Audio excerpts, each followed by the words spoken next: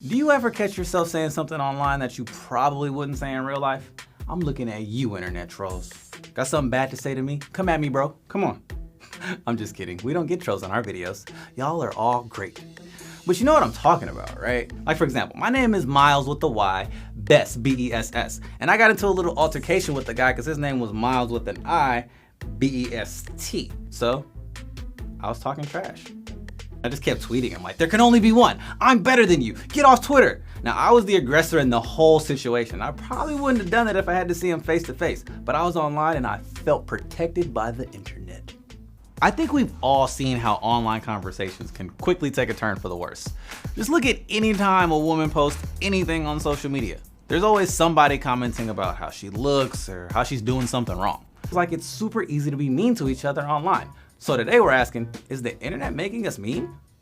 So it's a real thing. The internet really can make people act differently online than they do face to face. Researchers call this the online disinhibition effect. You know that little inner voice in the back of your head that tells you something might be a bad idea?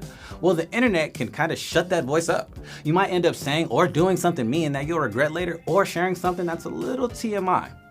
1, anonymity. 2, lag time. And 3, lack of nonverbal cues. Okay, first, let's discuss anonymity, which, by the way, is one of the hardest words to say in the English language. Never mind. A lot of time we're communicating online, we're anonymous, which means other users don't know who we really are. This is especially true on forums or anonymous apps. And this lack of accountability can make us feel free to do or say whatever. We're less worried about real life consequences because no one knows who we are. Next up is lag time.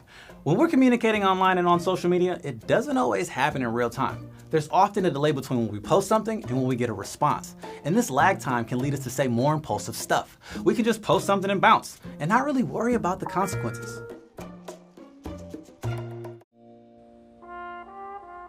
Finally, let's talk about how there's a lack of nonverbal cues online. So even if you know who someone is online, you can't always read their body language, facial expressions, or tone, which gives you super valuable information on how they may be feeling.